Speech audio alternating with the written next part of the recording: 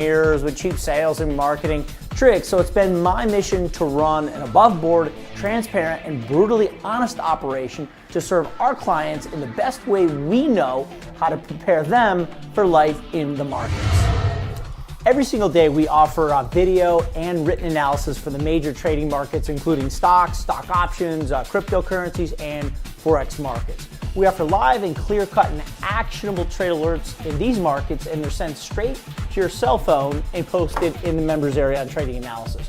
Once the trade is out, we certainly don't leave you hanging. We follow up on every trade, whether it's a winner or loser, and we'll conduct post-trade forensic to show you what went right, what went wrong, so you learn.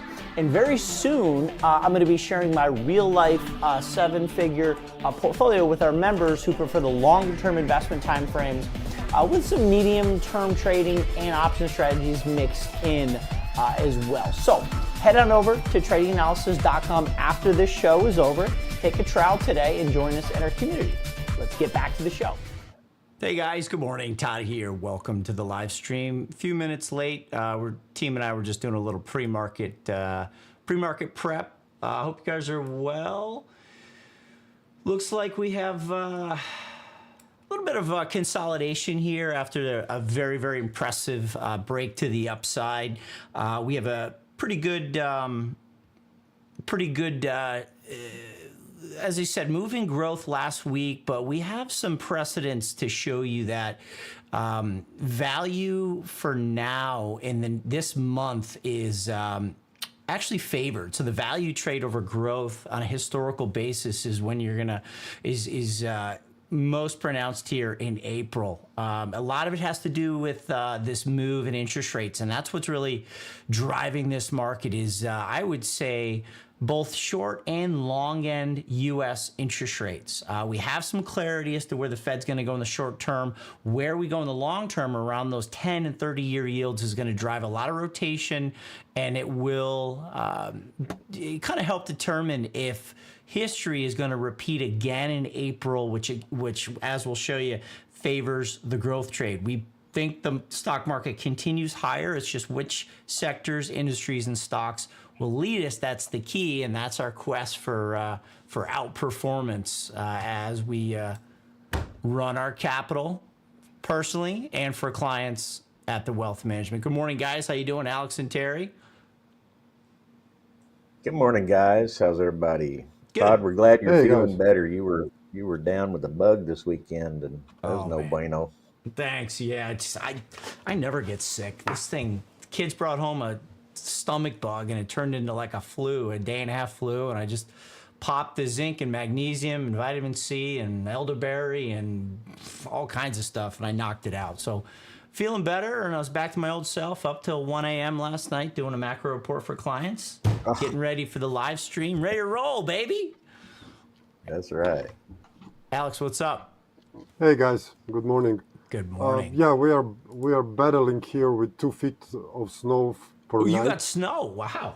Yeah, but not just the snow, like 2 feet in a night. So it's kind of worse than all winter.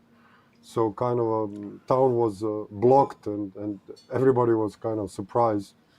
So That's today crazy. it's unfortunate. Yeah, that's crazy. It's already April, so you can see the plants kind of springing, with the buds. It's happening everywhere. I mean, Utah just hit. Resorts hit 600 and 700 inches of snow. I have dreams of making one more trip. That's insane. Yeah, it's been a good year. Good for their watershed, though, I guess. That's for sure. All right, so let's jump in. As I said, a little bit of a consolidation here, which is fine. Just looking at where we are broader, the S&P is continuing to push higher. Jury's out as to what this wave count is. I am certainly not staking my reputation or career on this wave count. I have a feeling it's going to change, but from March 13th up, it is going to remain the same. What happens above that will be different, I believe. So let's just focus on March 13th up. And why I say it's I have a feeling, we could come back and visit this in future times, but I have a feeling this might be part of a larger correction right here from the end of 2022 in December. And if we go into a little bit more of a significant rally, that would be the cause for change. But we'll leave that for another time. Let's focus, as I said, from March 13th up. And what we're looking at here is a third wave, right? Wave 3 should be able to reach the 161% relationship of its prior first wave, right? So if we look at the 1618, that's going to be this guy that's moving up here all the way around 42. What is that? Just shy of 4,300. The 100% is just above us, didn't reach it. I think this is a level that's untouched, and we will be able to move on up and get it. So from the daily, just get down, give you a little bit more granularity here. We're looking at some kind of consolidation that I was going to leave this live for you. I have a feeling after the last 2 days consolidation, I'm going to let Motive Wave do the work for me. There we go. Little wave 4 correction here that should yield that move up to 4,200. Over to the NASDAQ, the count, I think, looks a little bit better here on the NASDAQ than the S&P because, again, we're seeing some pretty good relative strength and growth. So same process out to the daily, and then we'll move into the intraday on the NASDAQ. And then I want to talk quickly about seasonalities I mentioned at the top. So the NASDAQ, coming from those October lows, is tracing a much better 5-wave move. Now, the internals, if you're studying your Elliott, you'll notice that I have them labeled as 3-wave moves within 1, 3, and 5. So we're focusing on this final C-wave move within 5 of 1. Now, what are your upside objectives within this blue C? For that, we go down to the 60-minute. And the way I have it labeled, as I just mentioned, is a 3-wave affair. ABC up. We have near-term fib resistance in the NDX here. I think it will ultimately be defeated and move on up towards that 14,000 NASDAQ. Now, the big question and part of the question on the table is the seasonality. Okay, this is a chart I prepared for members last night. And this is kind of a macro seasonality, which I see a lot of people doing sector seasonality, but how about macro? Now, it's interesting that April is the second strongest month of the year in the S&P 500 since 1973, an average gain of 1.53%, second only to November. Now, what I find really, really interesting, and this is a little bit of an aside that I think we should all take a step back and consider. The average S&P gain is 1.53% in April. The average NASDAQ gain is 1.54% in April. So the NASDAQ actually sees a better April than May. Or sorry, the NASDAQ sees a better April than the S&P by 0.01%. But what's interesting is this is only like the 5th or 6th strongest month of the year for the NASDAQ. And that would make sense because NASDAQ's more of a volatile index than the S&P. So your thought process is probably going, well, okay, if there's months that are greater than 1.5 to, than this, if this is just middle of the pack kind of month, the downside must be greater in the NASDAQ as well when it goes poorly for the NASDAQ. That's not the case. The only negative months are September in both, and actually the NASDAQ has a lesser down September than even the S&P. So that just goes to show, right, how much the growth trade NASDAQ has outperformed the S&P over a long period of time. Of course, the NASDAQ only goes back to 1990, where the S&P goes back to 1950. I think it started in 50. I thought it was like 52, 53, whatever. But it just goes to show NASDAQ is just a stronger index. That's why growth and tech is outperformed so much. So I thought that was interesting. Problem comes in, guys, where you look at the 10-year Treasury. The 10-year Treasury seasonally, back from 83, this is the weakest month for the Treasury. And that means this is the strongest month for yields. Yields, as we've shown multiple times, higher yields, lower Treasuries, drives the rotation into value. And this is the main theme that we're focusing on. We think the market goes up, but we're trying to find the right horse to back to make the most money in the upside. Dollar, second weakest month of the year is April. And crude oil, interestingly, April, this is the strongest month of the entire year. Average gain of 3.39. Right now, we're already up 7%. From a sector point of view, these are going to be your strongest sectors. And this is what we're focusing on. Now, it's interesting. Alex had a really good call in XLE. Maybe he'll show us that triangle in the energy ETF. But look at XLE. Remember I showed you crude, strongest month is April. XLE, strongest month by far, 4.34%. Utilities also has their best month in April. Materials has their best month in April. And finally, a little bit of growth trade is consumer discretionary, has their best month in April. So this is what we're going to be focusing on with our members as we roll into the member webinar, is the industries within consumer discretionary, materials, energies, and a little bit lesser extent to utilities. We don't really trade utilities. I'll hold them in the wealth management. And then another one would be industrials, not the best month in April, but 2.9%, second only to November. So some interesting times in there. And, I think I'll just finish it up here and say, let's take a look at what the S&P has done over the last 2 quarters.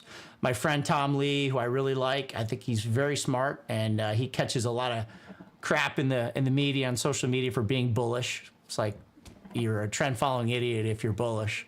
But he makes some very, very good cases, and I respect his work. I subscribe to his work. He's one of few that I subscribe to. But he made the point that there's never been an occasion in a bear market where we've had 2 consecutive quarterly gains in the market, ever. So the S&P was up 6.35 in Q4 22, 6.64 in Q1 of 23. You can see the decline there, 24% off the highs. So we're coming into a seasonally strong point. Got to watch where interest rates go. I'm going to finish it with rates on that 10 years I mentioned. That is such a key point. This is going to be our guiding light here for this month, how we handle the positions. We have some very fun trades on. I'm going to show you a live Microsoft trade that we put on last week, an option trade for you option traders out there. Alex has got some fun trades he's been putting in front of us. But we're just kind of in a macro overview mode here this morning. And the big question, 10-year yield, pressing that 3.433. How does the market react to a move below 3.3? That's going to be a very key thing that you're going to want to watch and want to interpret in real time. Does the market take a break below 3.3 in the 10-year as a risk-off, slowdown in growth, and they're buying bonds because of that? Or is it long-term inflation that's anchored, long-term inflation expectations that are anchored? People are willing to jump in and grab 3.3% paper on the 10-year. And that's a good thing if inflation expectations are anchored. I think you're going to see stocks and bonds rally together. Thoughts on that, guys? Yeah, I just, adding on to your discussion about tonality charts. We don't trade those things directly, but if you are a firm believer of a regression to the mean over the long haul, over the last couple of years that we've been way out of norm and way underperforming there in those growth sectors. So when we look at those seasonalities, we kind of look at where have we been in terms of that longer term normal regression, right? Normal distribution band. And when you look at there and you say, you can say that we really should be seeing quite a big move here in April where there's been underperformance prior. Right. Gotcha. Alex, what do you think, man? Yeah, I think it's consolidation period. So we have CPI next week, April. Yep. That reading will be pretty important. Everything below 6 I think we're going to get. Holy cow. CPI next week, 12th of April. So that will be something which I think is going to be very important. We have NFP on Friday.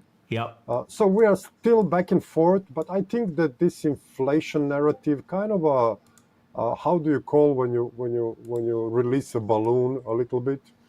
It's I know what you're trying to say. Yeah. I think it kind of watered down a bit. But still, I think these two reports will be important for the Fed, and so I think we're going to plateau soon and actually stop raising rates. I mean, that's priced in for sure. I mean, we're already at terminal Fed funds rate. I mean, I like this little graph. I put this in the report last night to clients. Like, this is a nice little visual. You can see where the most probabilistic Fed fund rates is to the corresponding meeting. You got to forgive me. I'm still working with half a brain here. So yeah, 4.75 to 5 for the next 3 meetings through July as of yesterday is still the preferred terminal Fed funds. And then you can see, then they're starting to price in cuts as we get into the end of 23 and into 24. And then, Alex, don't you think, though, if we could print a 5 handle on the headline year over year and the core headline year over year, wouldn't that just do some psychological good for investors? For Sure. me, I I mean, feel like a 5 handle would be yeah, welcome. you're right, because 5 handle is basically where we are. So there will be no more kind of a inflation scare embedded into investors' mind. So they have to watch every move they make. Yeah. So I think in that case, they will loosen up a bit, and all of this cash, we discussed that with members, all of this cash laying aside might actually try to be deployed. I Yeah. mean, we have Yeah. how much? 5-6 trillion. 5 trillion, 3 5 trillion money trillion. markets, 3 trillion money markets during COVID. And as people ran to safety, and now we have 5 trillion in money markets. Yeah. It's So crazy. all of that money is still sitting on the sideline.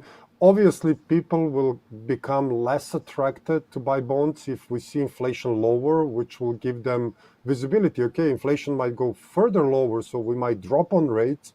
So maybe the other alternative vehicles for gaining some of the percentages over year will be more interesting, and that's obviously stock markets, cryptos, commodities. So risk Yeah. on. Yeah, and that's the theme we're going to be taking into the members meeting, and that's what we've been laying out. We have a view on the 10-year yield. We think yields will drop. We think the market's going to take a certain way to start, and that's going to drive the value trade in line with the seasonality. But then I think they're going to realize, as you just said, Alex, they're caught on the wrong side of the trade, and they're going to have to exit because they realize you're still breaking even on 5%, 6% returns Yeah. on 5-6% inflation per year, where the stock market is now up 6.5% each quarter over the last 2. And then the last one that I think is really awesome is this one right here. You ready for this? Oh yeah. Can you believe it? I'm sorry, but they say lightning doesn't strike twice. I mean, John Paulson, after he hit housing, he was all about gold, and he ruined his career staking it on gold, breaking out. Michael Berry, trying to pick the top of call it from 08 to 23, 15-year bull market, which I still think we're in. I had to give him some shit at the top here. He was just pounding the bearish case, and then he came out to say I was wrong to sell. So, yeah, I don't know. I thought that was pretty interesting. Terry, I'm going to send it to you, see what's going on right. the rotation, if you are ready, sir. Let's go. All right. You are live. Hey guys, Terry Long here, tradinganalysis.com. So we had relatively benign fourth quarter GDP month-over-month PCE figures last week. They did not stand in the way of the markets continuing their move to the upside. Now, we do have non-farm payroll coming out this Friday, though that will be a market holiday as it's Good Friday. I'm curious as to how that information will be absorbed by traders over the weekend. The ADP release this morning did show lower than expected employment numbers, 145,000 versus 200,000 expected. So I don't know if that's a good indication of how the NFP is going to be. But again, last week we had all 11 sectors finishing with positive gains. Last week the S&P was up 3.5% and the NASDAQ was up 3.25%. For the month of March, The S&P netted a 3.5% move for the entire month of March, while the NDX, did you happen to catch this? The NDX for the month of March, Todd, was up 9.46%. Isn't that crazy? That's awesome. And as Todd already pointed out, we've seen those 2 quarters now of positive market action, which has just never before been seen in a declared bear market. Now, last week, after being heavily beaten down, energy and real estate made some really good bounce back moves from those heavy declines. The energy sector rallied 6.35% last week, and the real estate was up 5.27%.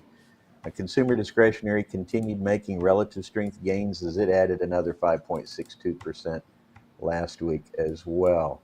Let's move this out of the way and take a look at, so following those big moves higher, it's no surprise to me that most of the sectors are taking a little bit of a corrective move against that, right? That was a hefty week last week, lest we forget.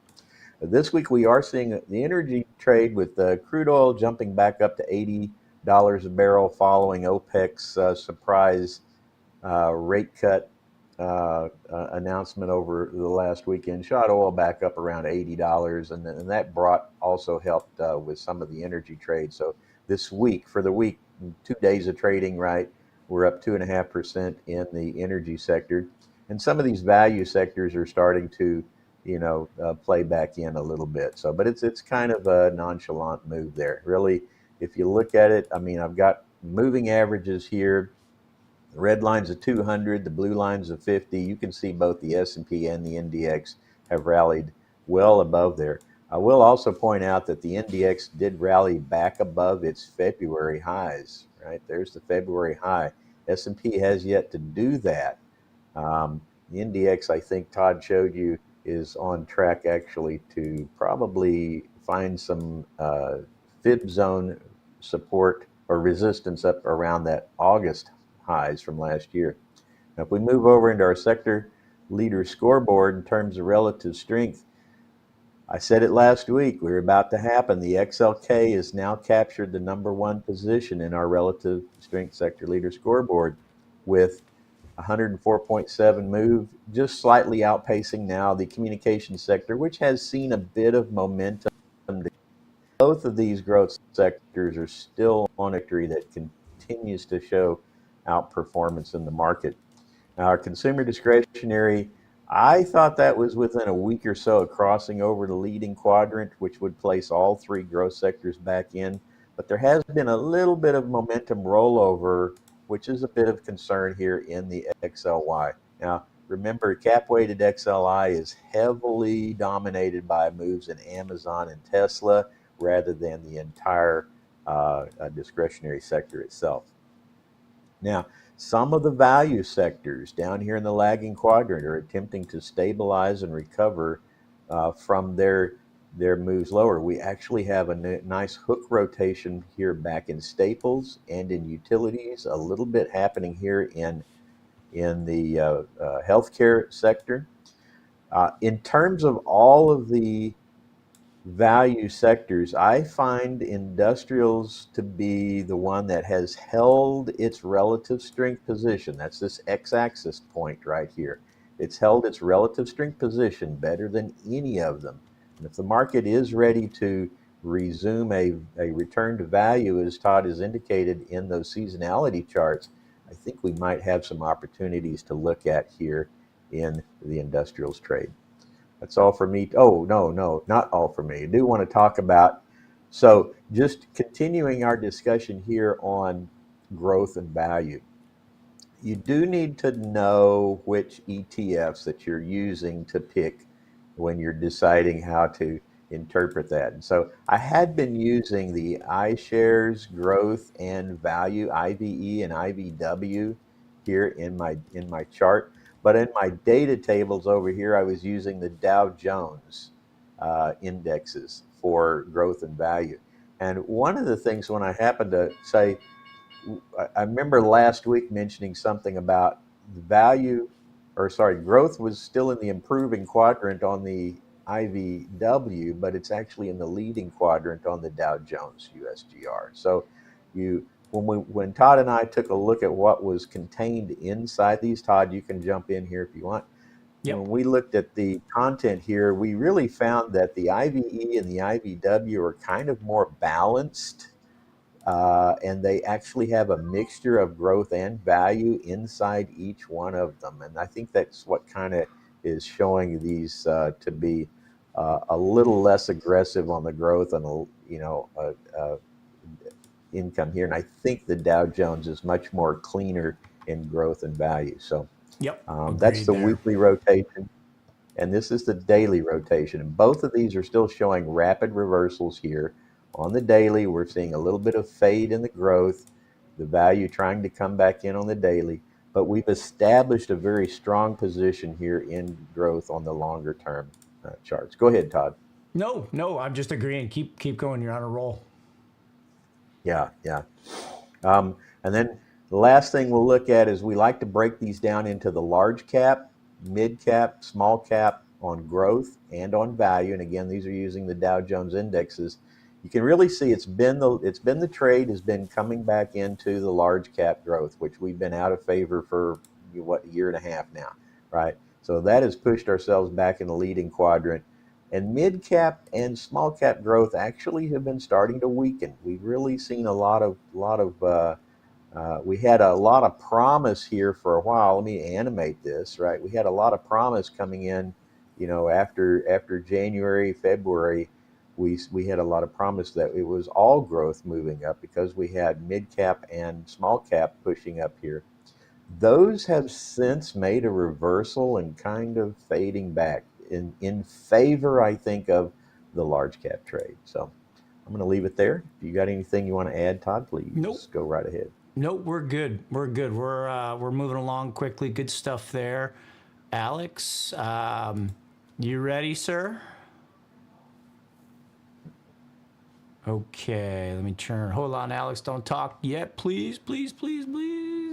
I've got to temper Alex's. Alex has got a hot mic, and okay, you're live, brother. You're live. Okay, Hey. share. Share a different screen, Alex.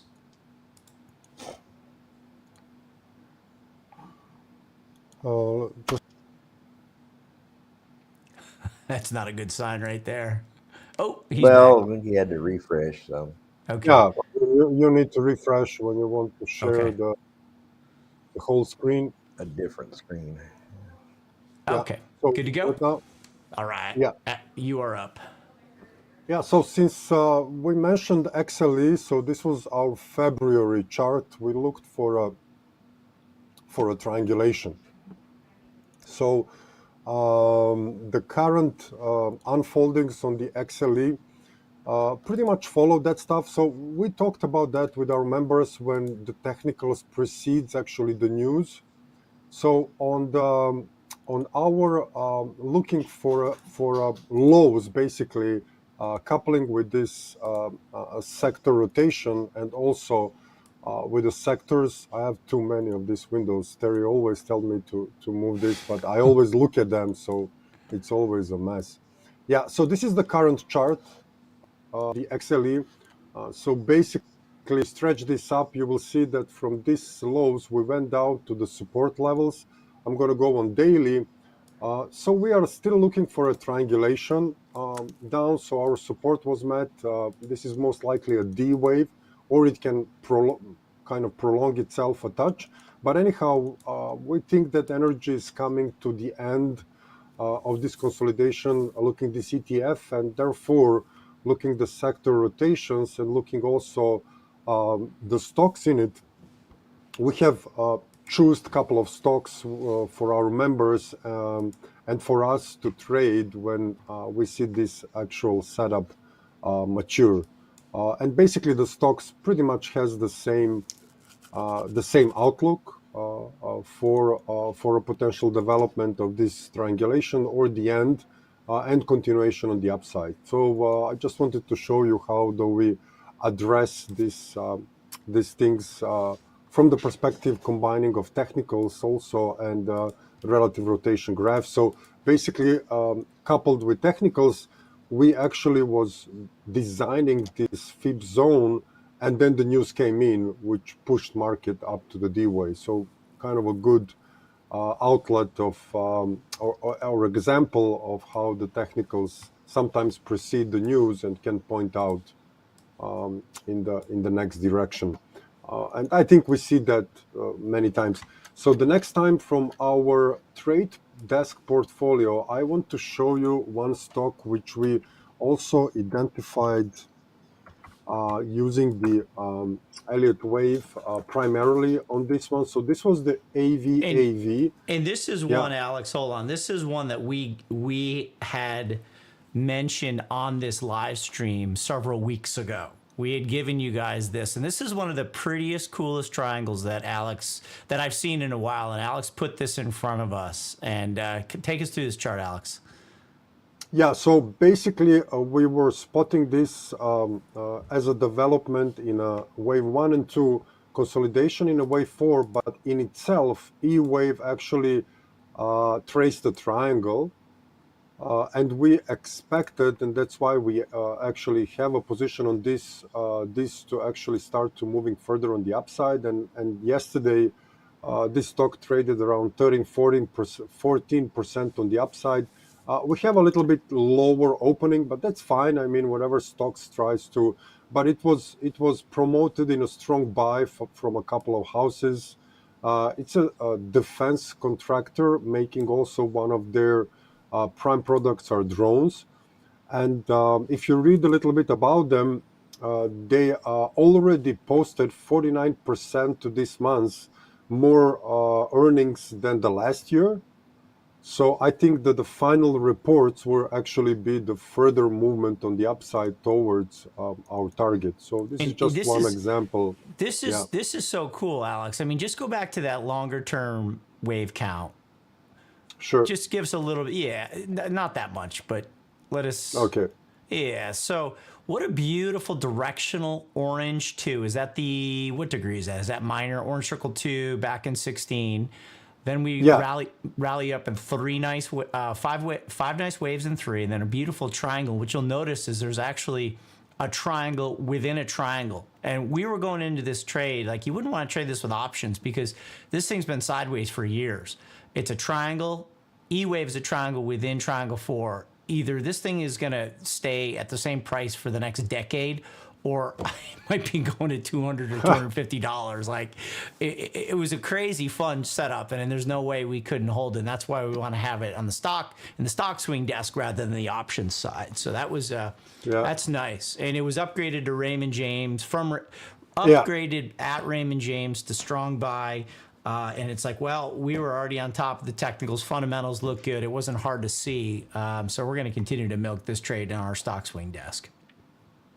Yeah, lots of similar setups. We have a longer and shorter term. So our process is actually what we do for our members. We select advancing sectors, which you can see from Terry's work. We also look macro as we give it a little bit here, and then we select stocks in a certain industries, which relative rotation graphs are pointing out, and then we do technicals on them and form a couple of groups of stocks on a longer and shorter term basis for our members and us to actually trade live.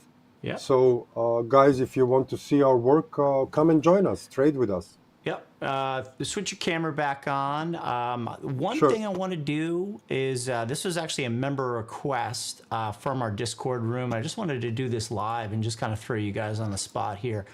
One of our members asked, is Visa right here? So Visa coming out of another triangle. And what did he say here? Boy, it's... sorry, is it wave 1 and 2 coming out of 5? Let me just read this. I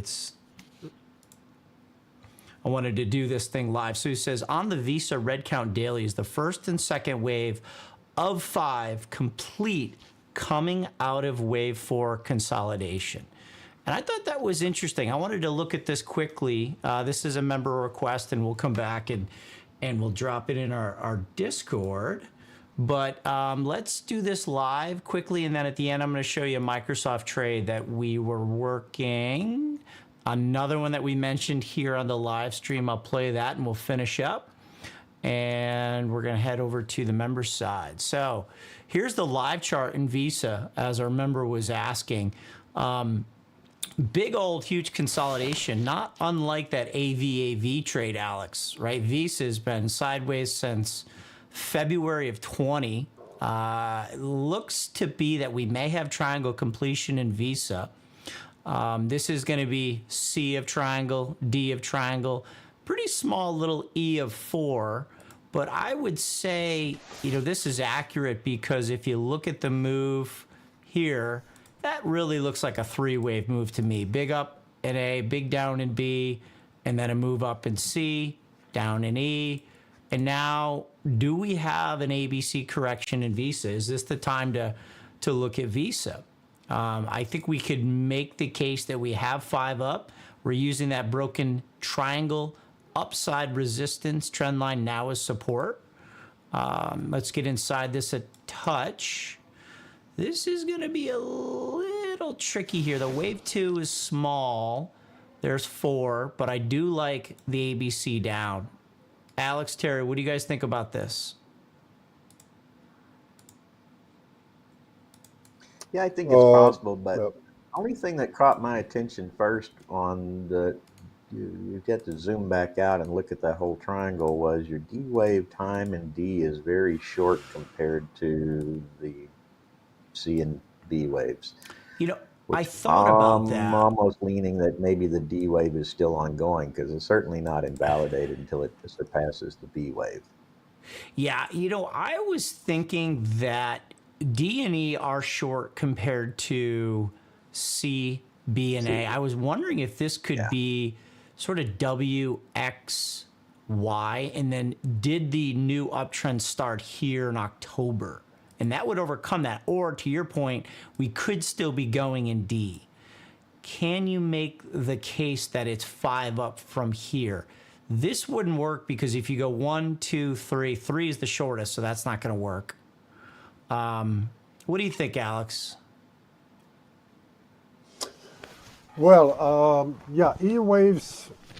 I mean, that's a kind of a still debatable thing. Usually, you don't see these such short E waves, but they can happen. So that's basically the catch-22. They can happen, and they did happen. So I have a problem with this because, not from perspective of a possible triangle, we are still in range of a possible that triangle still basically continues.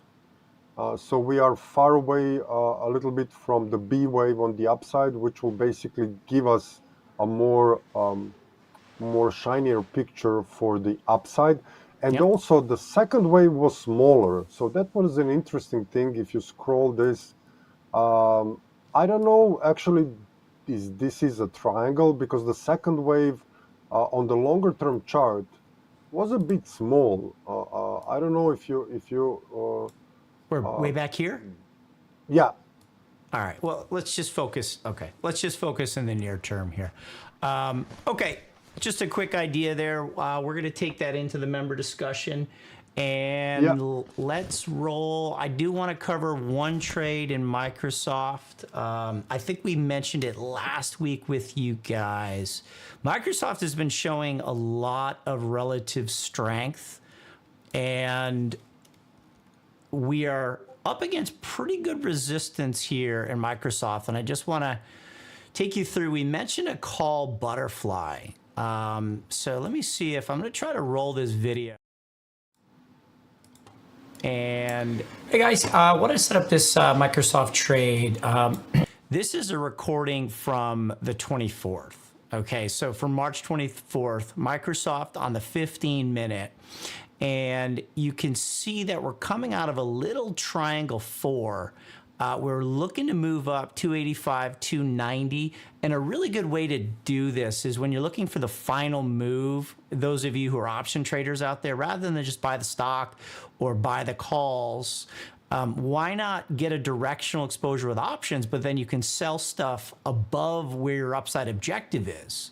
And if you sell options above where your upside objective is, you use that to finance the purchase of your directional calls, right? And that's it looks like it's a call spread or a butterfly. Pretty good. So I'm just going to let this play little for wave a four second. Maybe there's some triangle education breakout in here, or I mean, it may break out. Room to go on the upside. So back to the one I worked out here. We have triangle completion, and what I've done is come up with your typical wave 5 price targets and your typical wave 5 time targets. Okay, so. And I'm going to skip through. I'm kind of working through the trade here. So we're trying to get up 285, 290. So again, rather than just buy calls, because if you know you have triangle and a motive wave, it's definitely wave 4. All you have is wave 5 to go. This is all you're looking to capture. So there's no reason buying out of the money calls. That's stupid, because you're buying out of the money calls. You're not going to make any money if you're going into a wave 5 top. So just working through the options here. And what we wind up doing is butterflying this off. Okay, so the 282 is long. That's your directional exposure. 287.5 is your fib and Elliott target, both price and time. And then we're selling 2 of those. So we're selling options into our objective, and then we're creating the stop loss by buying 1 at 292.5. So all of a sudden, altogether, that's a call butterfly. If you do a 1 lot, you're risking $78 to make $422. Very good reward to risk. I lay out the what it looks like. I'm doing 10, risking $790 to make 42. Execute the trade, and it got a little hairy in there. We dropped down. The butterfly went against this as we dropped down here in wave 4. Wave 4 lasted a little longer than we thought, but then the move up into the end of the last week got us right up into the target. And again, that was a trade that we shared with you guys here on YouTube. And we actually did a live stream taking profits on that trade right here. Trade wound up working very, very well. So point of that is, there's 2 things that we offer. There's 2 ways we approach the market. We obviously build stock portfolios based on macro sector fundamental themes driving this market. We take care of longer term stock portfolios, but when we are sort of range bound and the market is hesitant as it is, still within ranges, great time to overlay options, define your risk, put some favorable reward to risk ratios together, combine that with Elliott and Fib, and you can hopefully pick up some return as the market is unsure of where it wants to go right now. So we hit it on all ends of trade analysis. Boys, closing thoughts? I don't have any. I think we've covered it. So All right. Good, Alex?